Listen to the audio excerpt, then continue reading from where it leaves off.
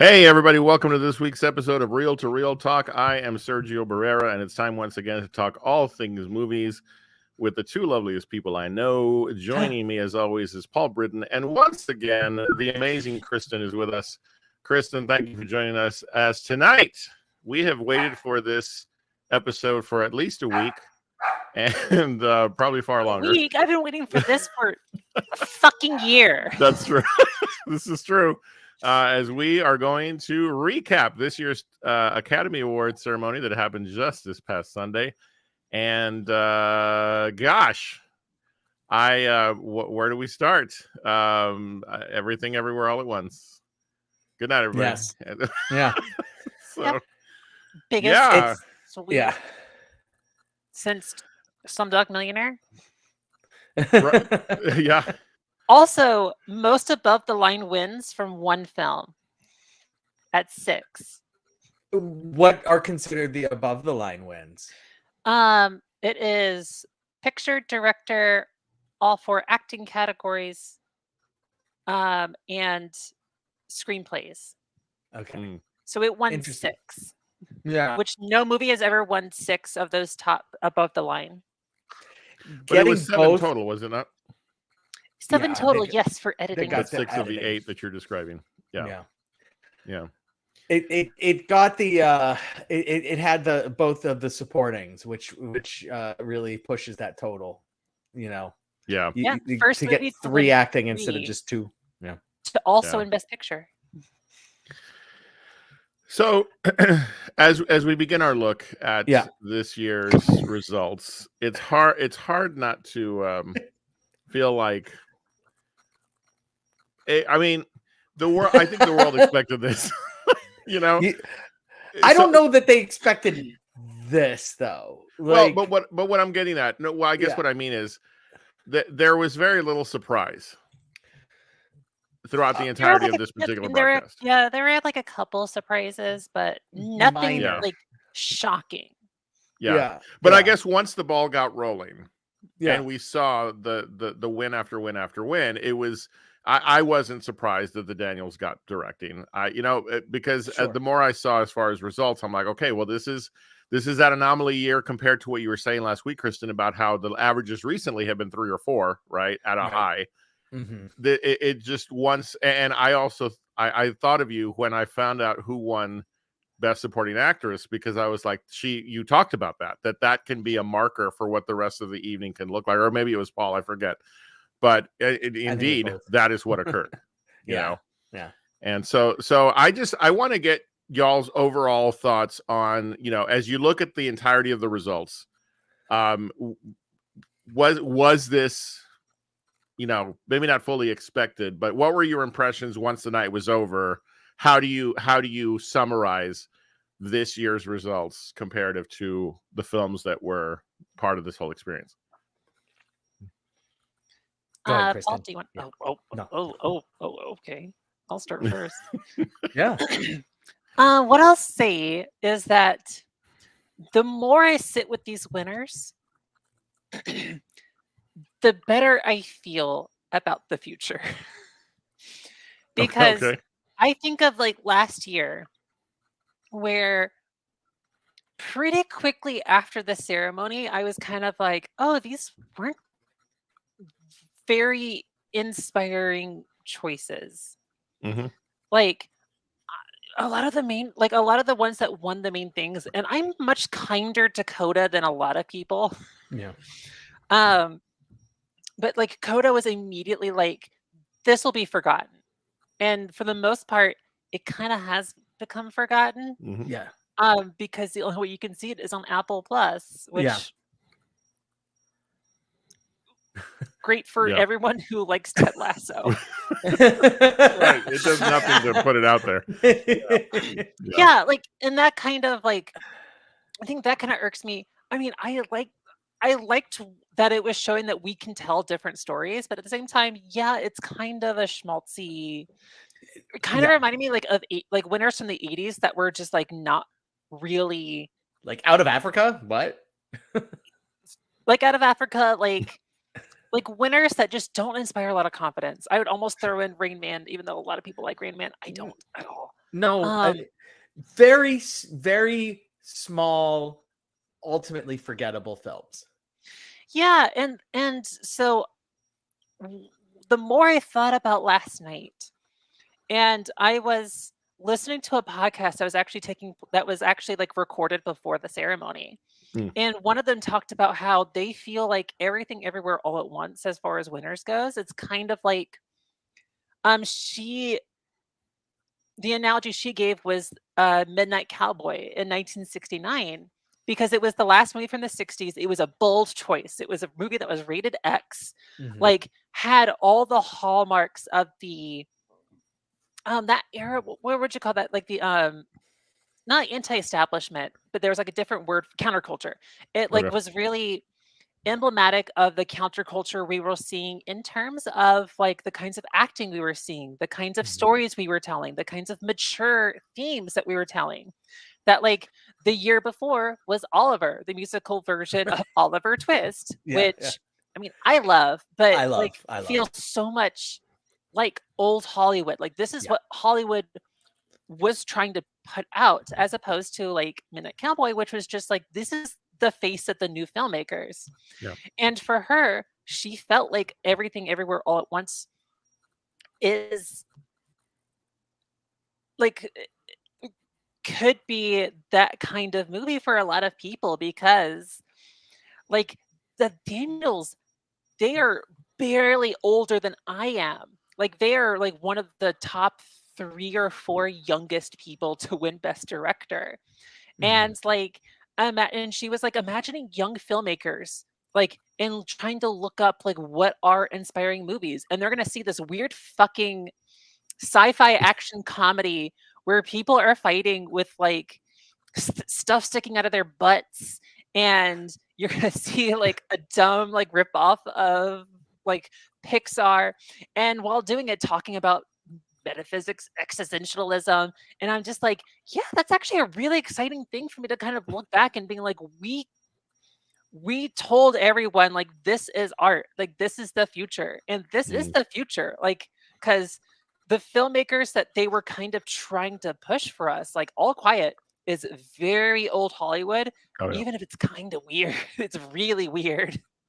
But like people were kept being like, yeah, we're gonna give director to Steven Spielberg, who is the old guard. And like to me, I'm like, this is the new guard that we're seeing, that these are stories that are complicated, they're weird, and they're authentic to the people. And like to me, that's just really exciting. And I kind of came out of it, I came out of the ceremony happy. And then the more I thought about it, the happier I was with the results, even if most of those winners aren't my favorites of the category. I'm just like super happy with where I can see the future of film and how this could inspire like a new filmmaker, like new filmmakers that are like, where should I turn for film inspiration? I'll turn to the Oscars. Who won the Oscar this year? Everything Everywhere All at Once. And imagining someone just like seeing this, discovering and, it, what kind of stories that they will tell because of it. And I'm just like, yeah, that's really awesome. I'm really happy. I wish I had that kind of optimism, but it's you both know how I felt about the about the film overall. I don't deny, and when we reviewed it, I remember telling Paul, I can't fault the film for its acting, for its ingenuity in terms of the direction and editing and so forth, but it just wasn't my cup of tea, right? And so, as someone who, amongst the three of us, I think I look at it, and I mean this in this is not a slight to either of you. I think I look at our movie watching experience and our discussions from more so from the perspective of someone who is a film watcher, right? You guys bring a lot of the technical aspects and so I can see why y'all had such a different appreciation of that particular film. But for me, as I saw it rack up all the Oscars, I remember thinking to myself, if this is the direction we're going, oh no. That was kind of, I mean, again, as a pure, as just, my lens is very different. And so, but Paul, I cut in before you had a chance to comment. It'll be interesting to see if what Kristen, that podcaster, said is accurate, because Midnight Cowboy literally was the proclamation of these are the kind of movies that are going to be winning for a little while. And the 70s, you get winners that are just all-time banger movies, you know, that were literally the best film of the year. You know, like if you pick Tar up and put Tar in like 1976, let's say, it's winning. Like there's just because it was by far the most, you know, film school ready movie that we had. Like just like it causes you to talk about the film on multiple levels.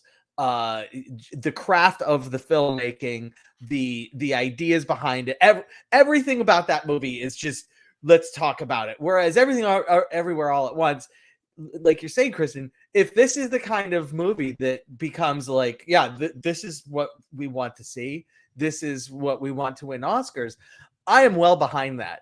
And definitely if it means that it's not going to be Coda type movies. So like, I like Coda type movies, but I don't think they should be winning Best Picture because like I will never watch that movie again for any reason. Like it's just not going to happen. And not because I didn't like it, not because I didn't think it was good, but because I don't need to. Like there was nothing there that in Coda that I felt like, oh, I need to explore this again. Everything everywhere all at once, absolutely. I want to see that again, but maybe not because I feel like I want to. There are things I need to explore again, but because I had fun watching it. Like it was, and I'm good with that. Like I'm good with movies that are fun to watch winning Oscars. You know, yeah. If that means that we have a Dead Reckoning being nominated for an Oscar, you know, Dead Reckoning Part 1. Hey, all right, you know, let's do that. That's fine. I don't think that will happen.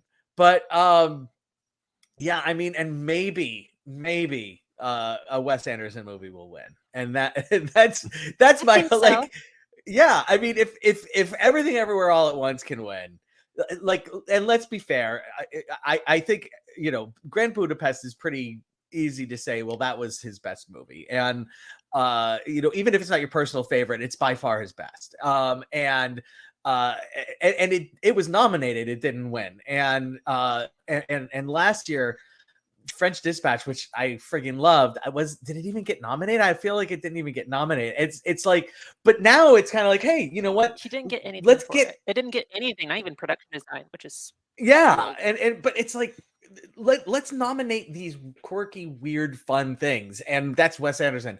You know, like, obviously it has to become popular, and Wes Anderson hasn't achieved that yet. I mean, he's popular in small circles, but you know, it will be interesting. I as much as Parasite was kind of like, oh, that's interesting, let's see what happens here.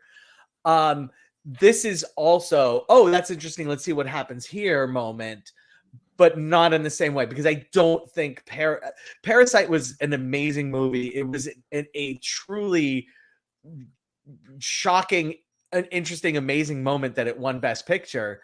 But I don't think that, like, you could read into that win and be like, okay, you know, let's see a trend here. And certainly in the last couple of years, we haven't seen that.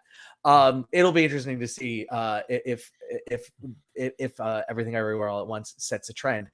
One trend I'm hoping it does not set is, I was really, really enjoying the era of no film wins more than like 3 awards, and there's a really good chance that your favorite movie is going to win an award because, you know, yeah, it's kind of sad. Ahead, Kristen. Yeah, that was one of the things of it. It's kind of sad, like looking back, and I'm like, oh, some of the most nominated films of this year got nothing. And I'm like, if you told me that Banshees, Tar, Elvis were among the movies that are going to have 0 at the end of the night, I'm like, really?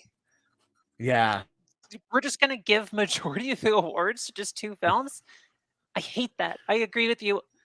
That's the one thing that kind of stings for me, is that there are, I think, opportunities to be able to, like, branch out. And some of those choices, like where they gave it to one of those 2 films, like All Quiet or Everything Everywhere, like I would have loved to see them spread that love a little bit more because Yeah.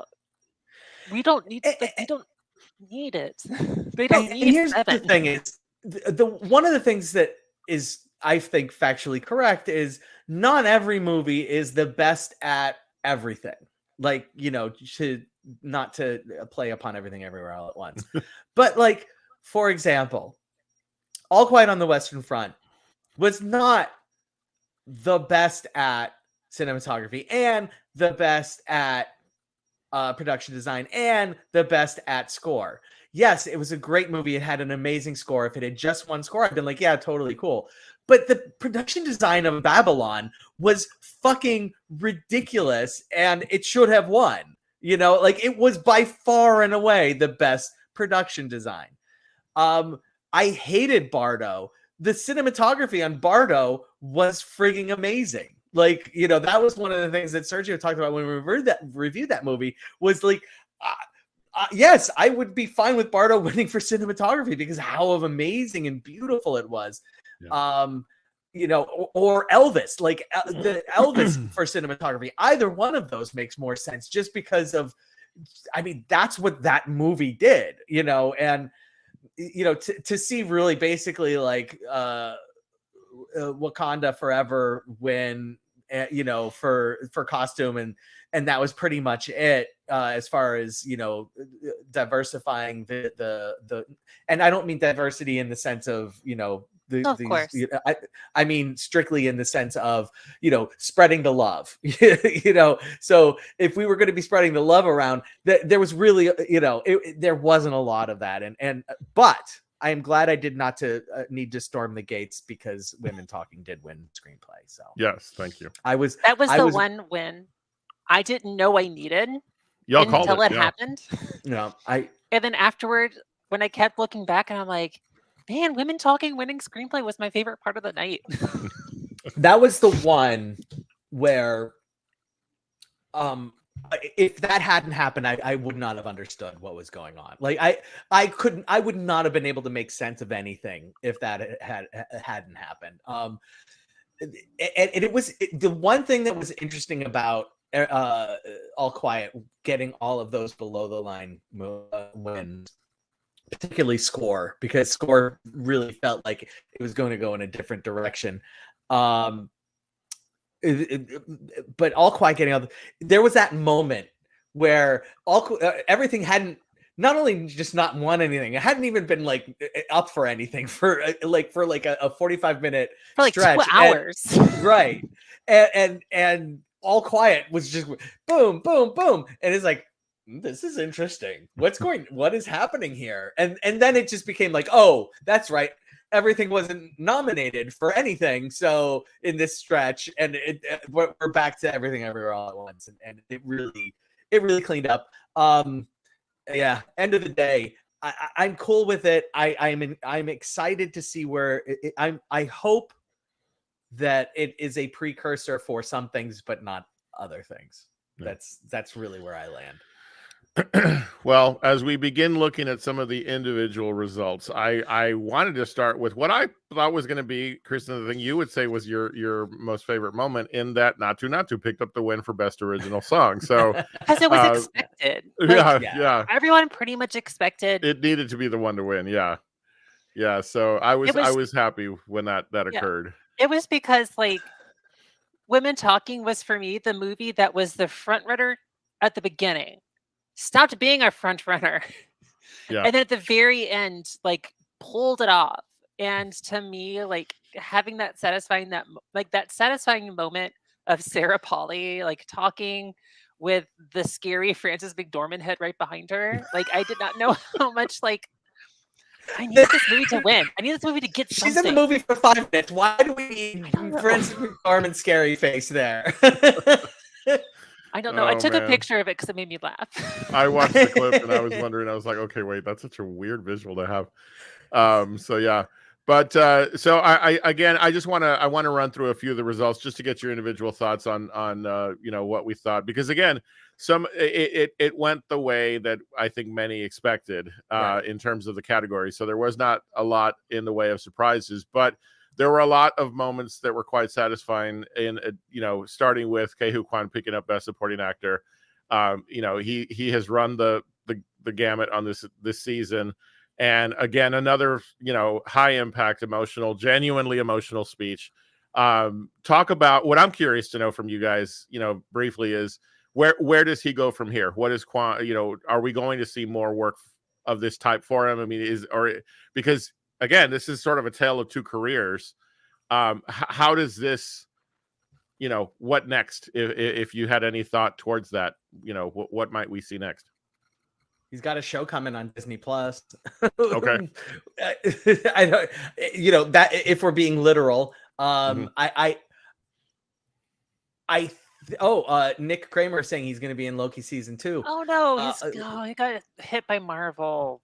Boo. Oh my! Stop it! Boo.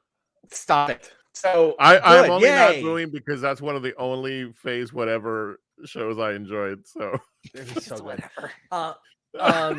So I don't know. Because the reality is that what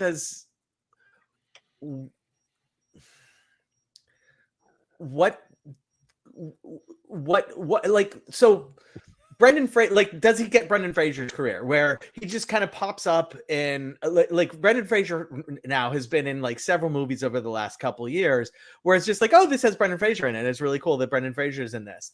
Yeah. And like, is that what because let's face it, he's not going to be the leading man in anything. Like Brendan Fraser just happened to have this project fall to him, and it was perfect for him, and he won an Oscar for it. Yay. Ke Huy Quan, slightly different. Like he because he's not a leading man. Like let's not everybody is, and that's fine. It's just do those roles exist that come up, and it's just like, hey, you know what? We need somebody who is affable, likable, and can be both funny and serious at the same time. Great, Ke Huy Quan. Let's that if that's what they need, and they bring him in? It's really an interesting thing because you really need to have the situation where people do it. It's like if people don't. Okay, great. It's a good story. Good follow through, and it'll be interesting. Be interesting to see if people follow through, and I hope they do. Like, I would love it if he popped up in a Wes Anderson movie. That would be amazing. Yeah. When we talked about the film, it was his work was a place where I thought this is like rivers of potential that needs to be tapped into at this point in his career because he is so strong and did such great work. Kristen, your thoughts on the win here for Quan, and then sort of what your thoughts are in terms of what can follow. I mean, I like it. Quan's not my favorite in the category, but I'm happy for him. Like, to me, like his win, his reaction was very similar to a lot of people, where I was just really happy to see as many people be really touched that they won. Yeah, and like. I had become so used to kind of a lot of poise. I also think because we got used to certain winners being kind of mainstays in award season. Like they're the kinds of people, like I don't, maybe Jessica Chastain maybe kind of falls into that. Maybe not. I don't think so. But we knew she was going to win, or at least we felt pretty confident she was going to win. But like where you had a lot of people who like had a chance to like make their speech, craft their speech at every single awards, and you had a bunch of people, like you had a bunch of winners who were just so happy to get recognized and like so happy to win this award that like it means so much to them, to their families, and to me. Like I loved his genuine reaction. Like I was like, I knew he was gonna cry and he did not disappoint, and like I was so happy for him. As far as like where his career goes, I'm kind of the same with Paul. Like I'm hoping people can like branch him out, like try to avoid boxing him into what we'd expect from a Waymond type role. And like you said, like give him the opportunity to be able to use all those tools in different genres and different types of roles, so that like he doesn't kind of get typecast, and like he doesn't get typecast into a similar type of like supporting male counterparts to whoever the lead is. Gotcha. Like, I would love for him to just show me something from him I have not seen yet, because he's not had the opportunities. Right. I don't know that necessarily, though. I would be disappointed if he were very frequently the counterpoint. You know, like I think there's nothing wrong with that being your role, though. You know, it's just Jack Nicholson did the chance, same though. thing for pretty much 40 years. He was just Jack Indeed. Nicholson, and he got 3 Oscars out of it. Yeah. Yeah, he did something right. So good to see Kwon win that Oscar again. You know, great performance. Cannot deny it. You know, and in a category that was so heavily stacked in some regards, it was great to see him close out the run of this season with the Oscar. Jamie Lee Curtis picks up for Best Supporting Actress, Everything Everywhere All at Once, in a category once again that I think we all agreed was quite strong in many regards. Her reaction seemed very genuine, and given the body of work that we have seen her do over the years, you know, an Oscar moment that for me, I thought I can see it. I see why it's deserved. I'd agree. Like, I have slowly but surely kind of opened myself up to her performance, having watched Everything Everywhere 4 times. And I kind of like eventually turned around to the idea and was kind of okay with it. Like, with the idea of her winning, when it kind of seemed like, oh, we're really just going to do this. Okay, I guess we are going to do this, but I'm happy that it's a comedy role. Like, it's a movie from a comedy actress, like someone who we've known for being a comedy actress and being just use those talents. And like, I'm sure a lot of her win does kind of go towards her like long career, but I'm still really happy for her. Like, even though I would have preferred Carrie Condon, we probably would have gotten a better speech from, you know, Angela Bassett. Like, Hong Chow was my favorite performance of that lineup, and I would probably have been way happier, over the moon, if Stephanie Hsu won. But I'm happy for Jamie. Yeah, good for her. Yeah. Paul, any thoughts there? Nothing more. I mean, it was such a weird category because a really good argument could have been made for any one of the nominees. Sure. And ultimately, I think it was the one win where it really felt more like, okay, this is we love our movie stars and you're nominated, so here you go. It because everything else just like, it was like, okay, this is a great story and it's a great performance and it works. This one felt more like it was a very good performance, but the story too good to, and the history is too good to pass up, you know. And that happens with the Oscars, and it's fine and it's good. But it's not like it's not deserved either. Like, it's not a situation where it's like, oh, we're really gonna, you know, do this just because. And it was very much, okay, we're gonna do this because, you know. Sure. So tone matters. Yeah. If there's a point where I felt like genuinely disappointed, but again, I cannot deny the power of her performance. Michelle Yeoh picking up Best Actress. You all know that I was also in the Cate Blanchett camp for Tar. I switched to Yeoh before the ceremony. Did you? Okay. Yeah. But yeah, again, and this is what I think is the most consistent thing across all of these acting categories is we cannot deny the strength of the performances that won. They just happen to be in groups of performances that we all appreciated at different points, you know, different performances. So I'm happy for Michelle Yeoh. Yeah, I can't deny that she was very, very strong in this film, but it just wasn't my favorite performance of the season. So again, it's just your thoughts. Yeah, this is the one where it really is like, this is the one where it's like, okay, calm down, people.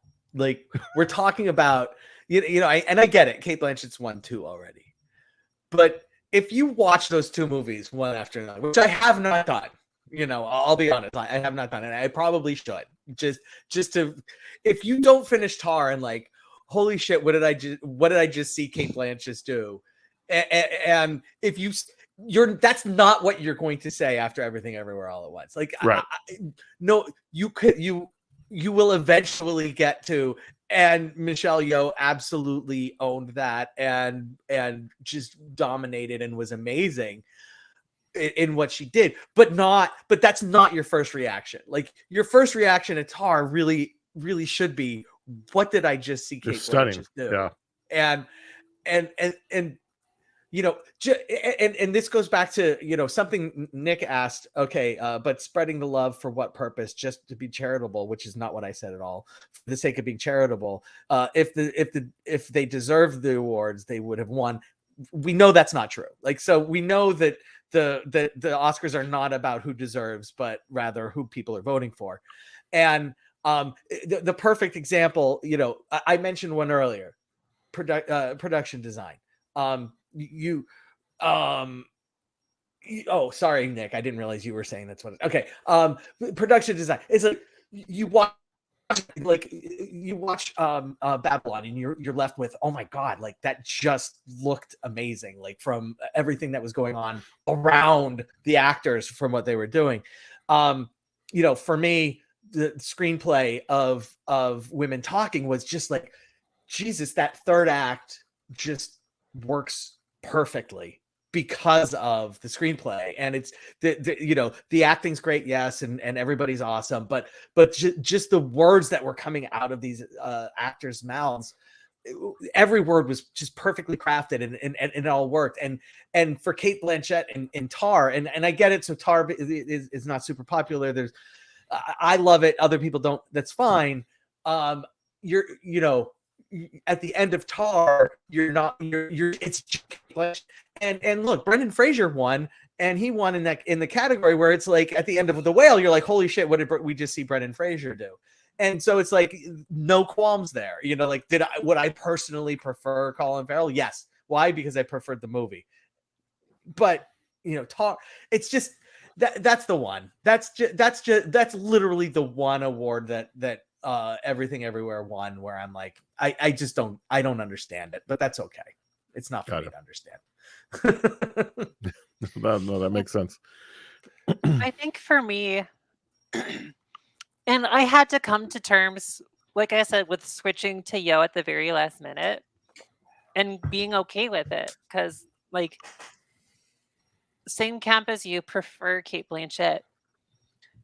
Something, and I think maybe this is like because I am very entrenched in Oscar things and have watched a lot of the internet discourse over it this year, where it started off kind of like Everything Everywhere was the underdog, and then when it became the like front runner, turned into just vitriolic from every single person I have ever seen. Just like people then just like trashing nominees to the same thing. And to me, I felt like, and being okay with Yeoh was me trying to remind myself that like some things I can be okay with winners that aren't my personal best. I feel like that's where sometimes I dislike with award season that we sort of get stuck into camps of just like, we're Team Tar, we are Team Top Gun, we are Team Everything Everywhere All at Once. Yeah. And like, yeah, I had the people that I was rooting for, but I also had people that I was really happy to just get recognized. Yeah, that like I think still did amazing work. Yes. And to me, I was ready to celebrate no matter who won, because I felt like the people that we were discussing, who were like between 2 or 3 different people, like I'd be super happy if they did. And yeah, like I would have loved it if Babylon won score over All Quiet on the Western Front, even though I liked All Quiet on the Western Front score more. Maybe weird opinion. But like that's where, you know, I'm trying to be kinder to that people can just have choices and 2 things can be right at the same time. Sure. Yeah. Because I feel I don't want to go into this and be like, Everything Everywhere was a solid 8 for me in terms of the movie. And I am mad it won all these Oscars. I tried to think of it in terms of just like a lot of people that I never thought, like types of people, types of actors, like types of movies I never thought would get recognized. It's getting recognized. And I think that's beautiful. And That is so cool. I'm happy with Yo. Even Yeah. if Sure. Blanchett, I think, personally gives a much stronger performance in a movie that I think time will be much kinder to. Yeah. But I'm happy. And if we Yeah. get into Best Actor, I have a lot of thoughts about that. Yeah. Well, let's go there because that was going to be my next topic. Brendan Fraser picking up Best Actor for The Whale again against a very strong field. Austin Butler for Elvis, Colin Farrell, Banshees, Bill Nye. This is one that was expected by many, but I personally think Colin Farrell should have won. That's just me, though. Mm-hmm. I struggled with this at the films comparatively. I'm gonna lean into I enjoyed Banshees more, and I enjoyed Colin Farrell's performance more. Mm-hmm. So good for Brendan Fraser, but I felt like, darn it, what a missed opportunity for Colin Farrell to pick up a win. Yeah. I can appreciate that sentiment for sure. I feel like I'm in the minority that was really touched by The Whale. That like I connected with a lot of it, and it's almost now makes me anxious to kind of say that because I think people's criticisms are so valid. Like for how people have different interpretations of how this movie is both tackling the subject, handling the subject, talking about different things, what have you. But like I was really touched by the movie. Like I cried throughout the entire thing because I had a lot of connections to it. And Oh wow. I cried during The Whale. I mean, when Brendan Fraser won, both because I looked like he was gonna have a panic attack, and I was like, "Honey, please just calm down. give this dude an edible, please. He needs to chill." But like, I cried through his entire speech because like I was really touched by this performance.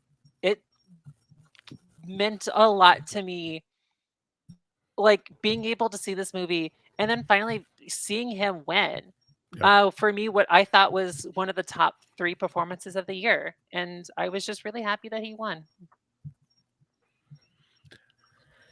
Yeah, and it was clearly a standout performance, and so that for that reason, I don't have as big of an issue. I personally was still team Colin Farrell. I wish Banshees and Tar had each won one thing, just so they could be Oscar-winning movie Tar, Oscar-winning movie Banshees of Inisherin, because I feel like they were more than worthy films. But as I said during my Best Actress screed, at the end of The Whale, I was definitely like, well, that was an amazing performance from Brendan Fraser. That was like the first thing that came to my head. So to that end, it's kind of like it's really tough for me to be like, I don't see this. I totally see this, and so at the end of the day, it was nice that the Academy didn't reward somebody for just playing a dead musician. So that, Yeah. And also hearing him, I have not really listened to a lot of clips of Austin Butler. So I did not know that he is kind of stuck with the Elvis voice. Oh, geez. Until recently. Yeah.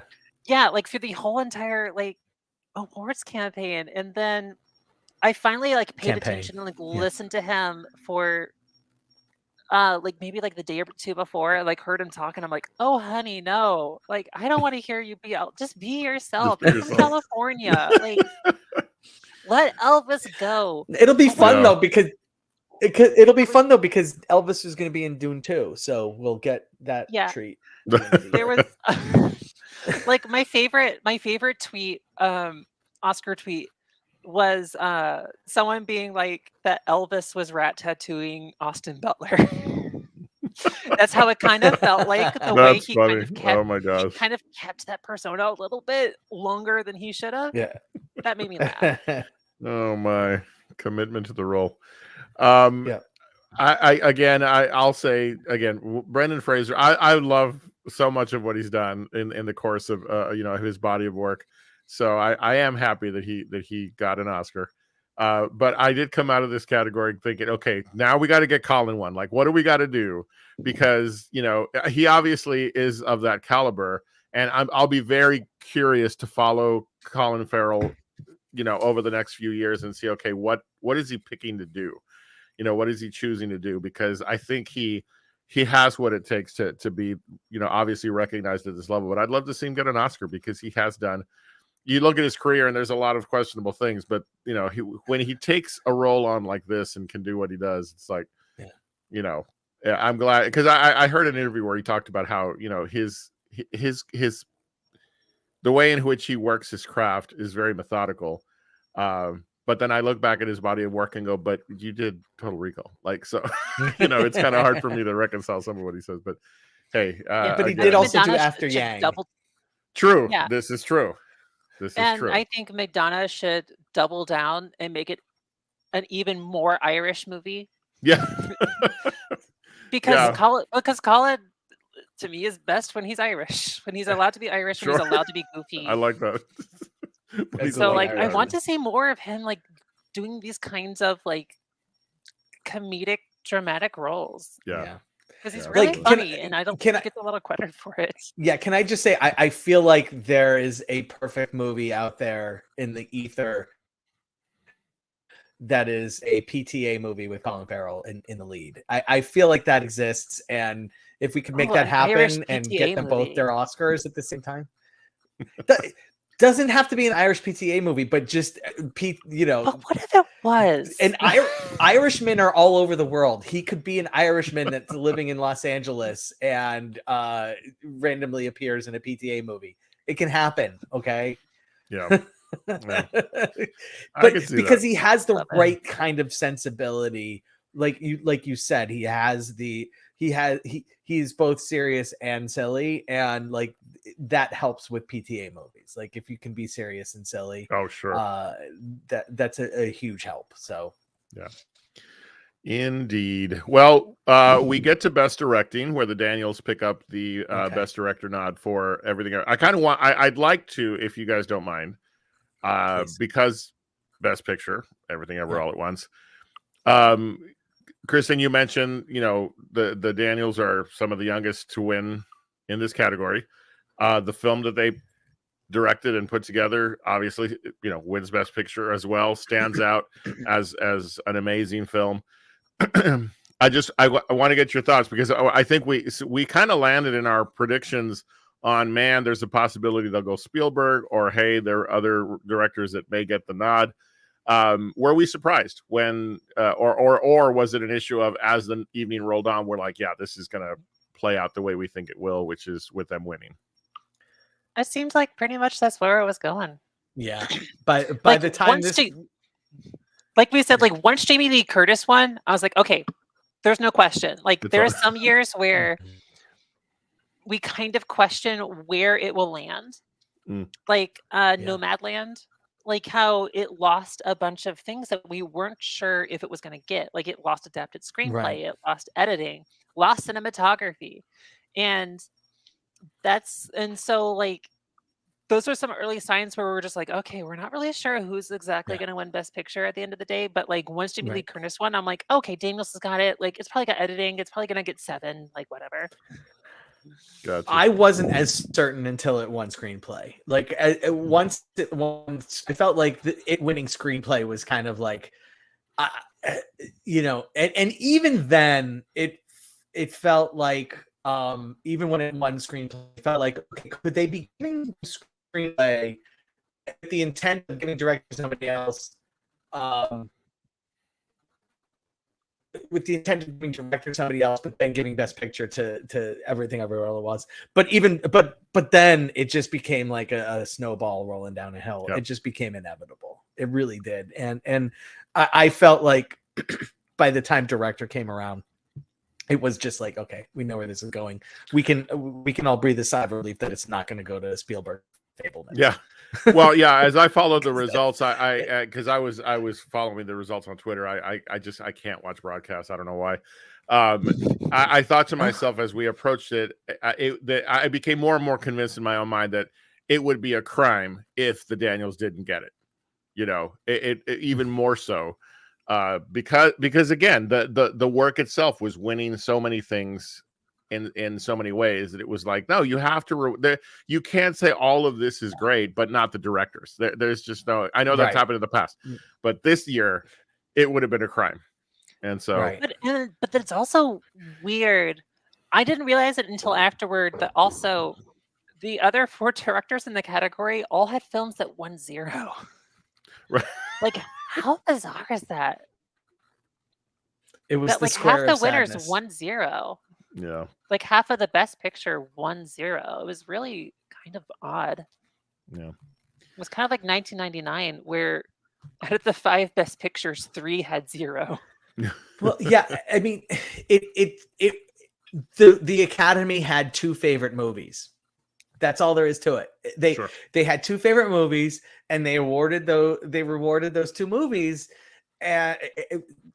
for being the best in that category of between these 2 movies. And that's really like boiled down to is like, okay, well, you know, Everything Everywhere All at Once isn't in production design, so we're gonna go ahead and go to All Quiet on this one. You know, it's just. I wonder if All Quiet would have won director if it was in there. Interesting, since it was getting a lot more technical things. Because sure, that's one thing I do wonder. Although I'm glad it didn't get nominated, but it would have been interesting to at least think about. Well, I think over the course of the evening, we've talked about the winner, Best Picture, Everything Everywhere All at Once. Any final thoughts on it taking Best Picture? Just, last minute summations. But there are a couple of other categories. The only thought would be, at that point, it was just like, okay. Yeah. But it was the end of the show. It was like, okay, we know what's going on now. Like, it's just, can we get Short Round hugging Indiana Jones, and that's, and then we're good. We can end the show. Yeah. No, I have nothing really to add. I think all right. I like a movie as aggressively weird as it. Yeah. Won. Yeah. Just in principle, I just like it. Sure. I like absolutely. The landscape of Best Picture expand the way it's expanded in the past 10 years. Yeah. I will again a throwback to our original conversation. I can't deny. I just because I didn't like it doesn't mean that it wasn't a great film, and it fared well, and it deserves to be recognized. It was. I do want to talk about a couple of other items or a couple of other categories, and then like last week, we'll say, hey, is there anything else you guys want to comment on individually? Pinocchio picking up for Best Animated Feature. Paul, I know you commented briefly on the notion that this might not be a win. Were you happy to see this occur? Happy no. It's this category. Happy no. Okay. I other than I am so glad that a stop motion animated movie won, just because like now can we go back in time and fix Kubo and the Two Strings and winning. But it was nice to see a stop motion animated movie win. So Nick is saying should have been Turning Red, and that's my only thought on it is like I would have voted for Turning Red, or no, I wouldn't. I would have voted for Marcel. Marcel, yeah. But I would have I would have been happier seeing Turning Red win, just because it's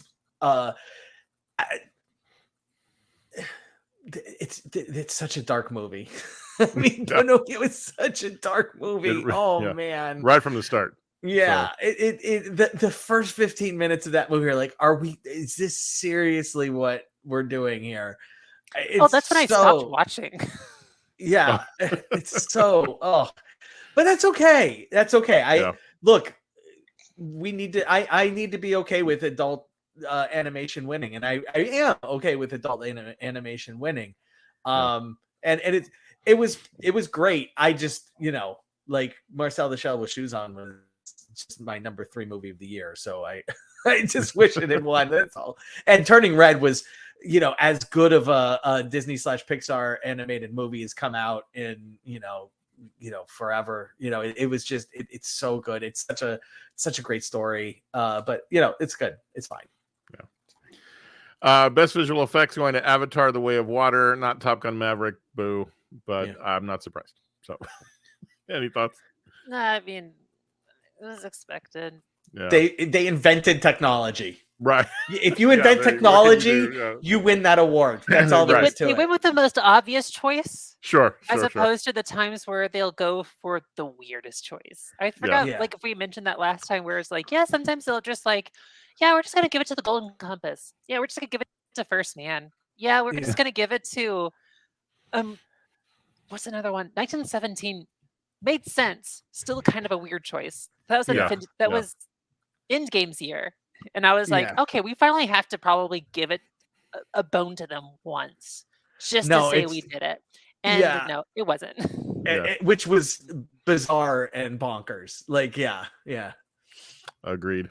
All right. Well, we're just going to do potpourri to finish out our conversation. So any other categories that you'd like to comment on from this year's Academy Awards? Kristen, we'll start with you. What else would you like to comment on? Let me think.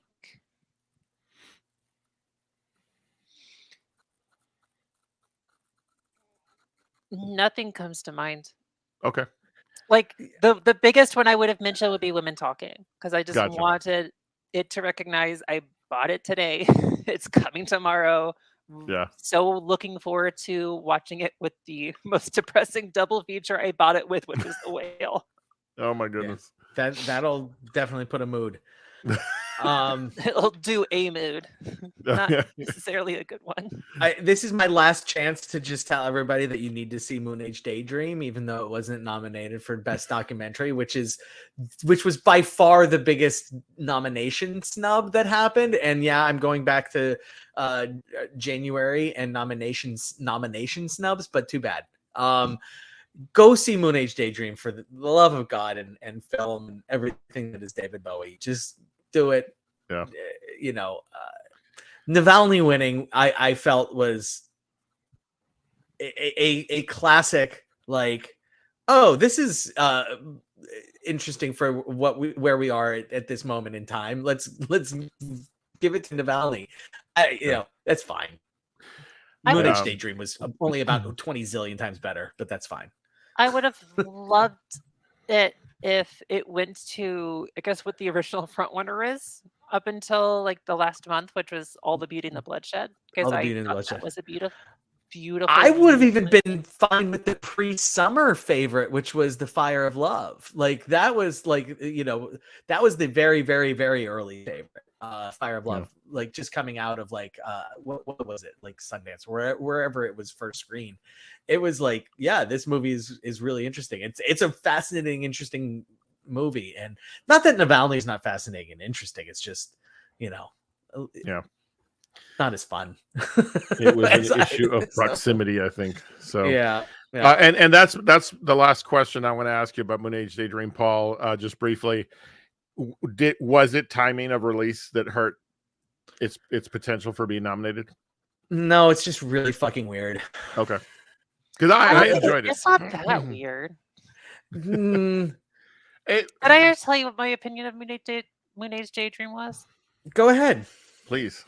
Oh no, then we're not going to do this on here. Okay. I turned it off. Oh. Sorry. And there you go. I don't like David Bowie. I don't care. Oh, well, okay. Well, you gotta why like are David you Bowie. watching a movie about David Because Bowie? I just want, like, I for heard trying, good things. Like, I heard good things. Like, for example, I'm not a crazy Velvet Underground person, but I watched the documentary that Todd Haynes made. What was it 2021? And I thought that was phenomenal. So, like, I was like, well, I love Velvet Underground. Maybe I would like a similar type of experimental documentary about a musician that I'm not really crazy about. It And it was turns not a out it similar just did type not. of doc.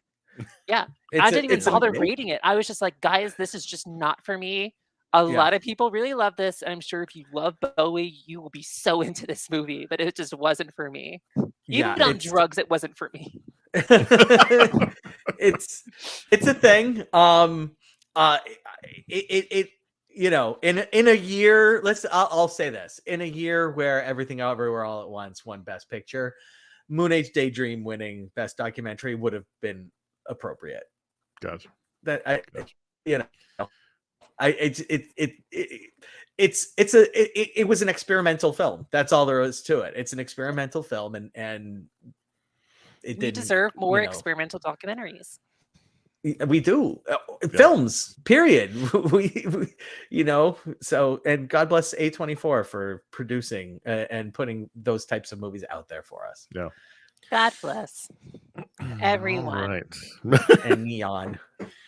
Well, that is a good place for us to begin landing the plane on this particular discussion. Sure. Kristen, as always, we thank you so much for being here to share your thoughts, not just this week, but last week. It really was a great opportunity to experience the Oscars alongside you. So I know I always say this, but I always mean it. You're always welcome. And I know that hopefully we'll get you back very soon to continue talking movies with us. So thank you so much for spending tonight with us. Thank you again for having me. We will have to have a conversation soon about, I guess, something I can come in and talk about. Yeah, absolutely. Are there any movies? Are there any movies on the horizon that you're like super excited about that you're going to be seeing opening weekend? Then I was opening weekend. That is pushing it. I don't know. Like We Beau actually- is Afraid. Could we get you in for Beau is Afraid coming out at the end of April? I want to see it. I kind of want to wait to see what it looks like before. But it's Ari Aster. You know what it's going to look like.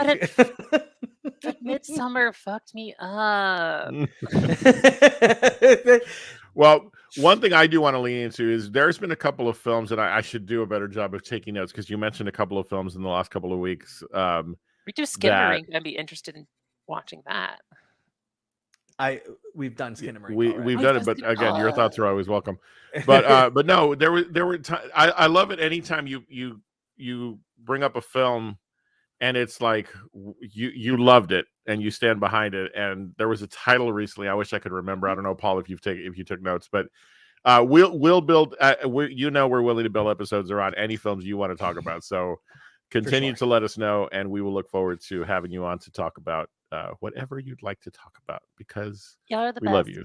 So thank you. All right. Okay. Well, we'll see you again very soon. We're going to do one more thing before we go. So, Kristen, thank you so much for joining us. We'll see you again soon. Have a wonderful evening. You too. All right. Bye-bye. Bye.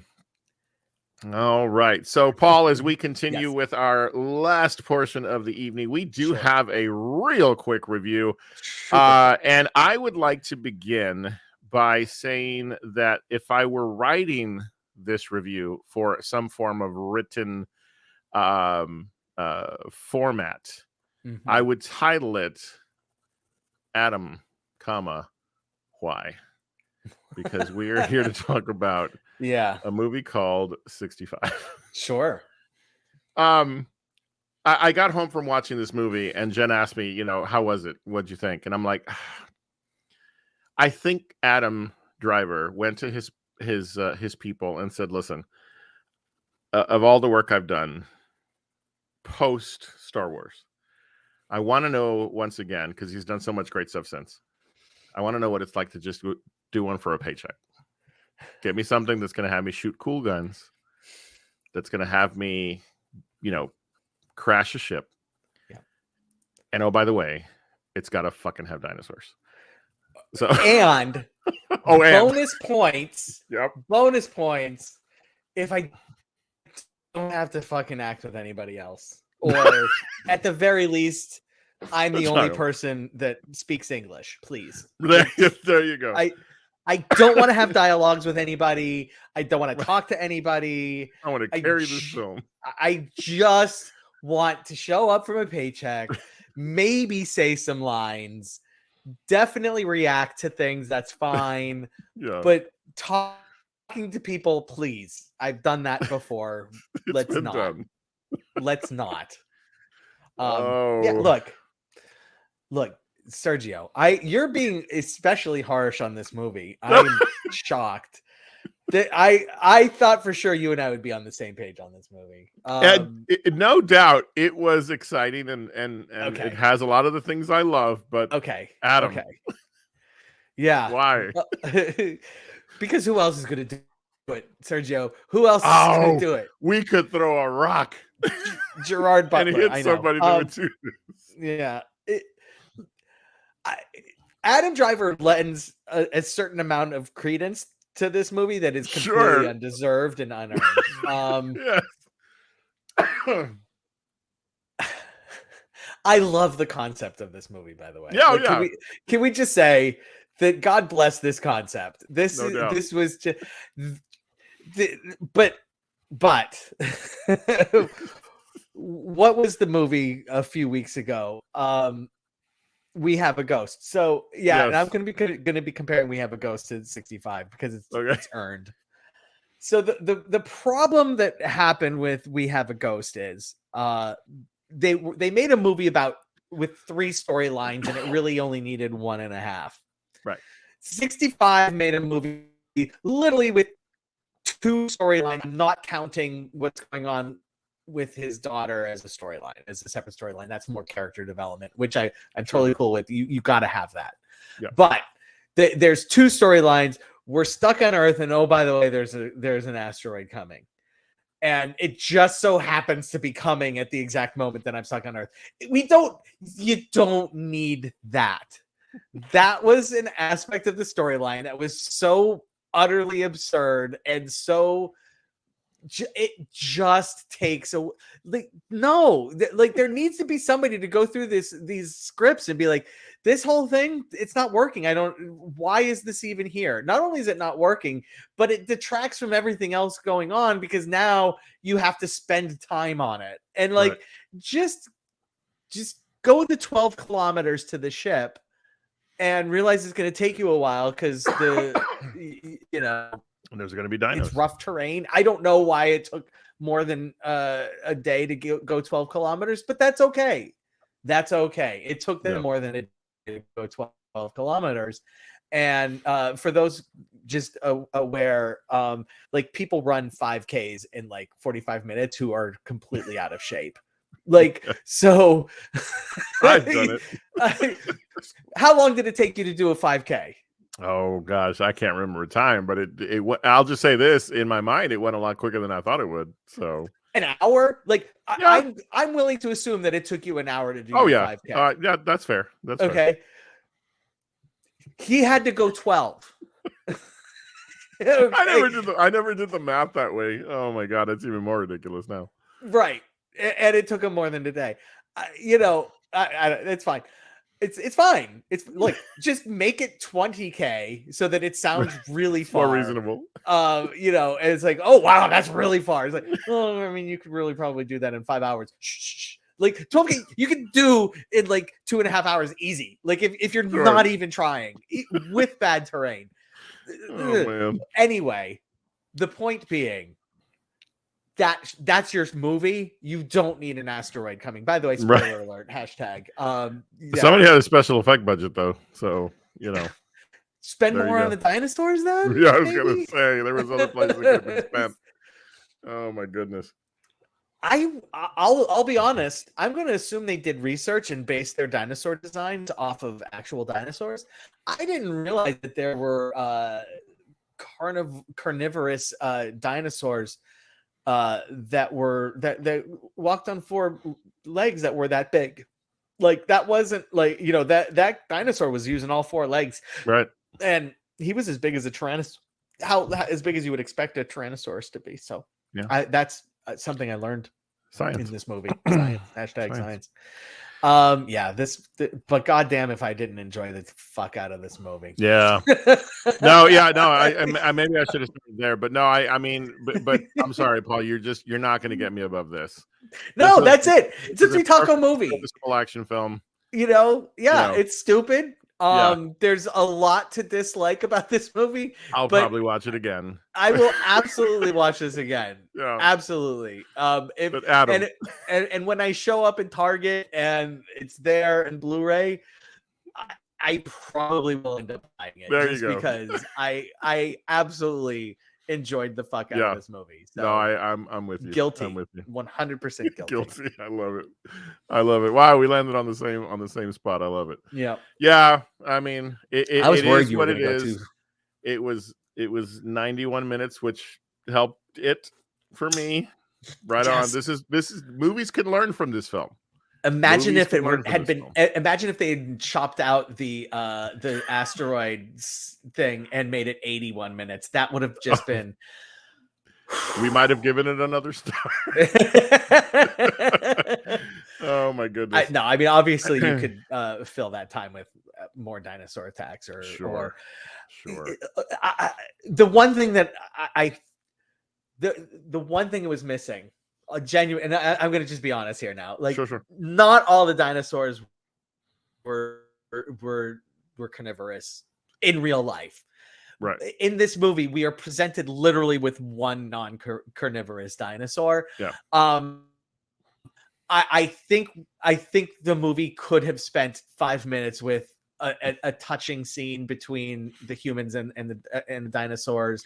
Right. Being like what we got with The Last of Us last night or 2 nights ago with the giraffe, just like, right. Yes, yeah, no, that makes sense. Yeah. We can have a moment where people like animals. But then we would have felt even worse about that asteroid. That's the problem. So, That's okay though. Like, that's okay.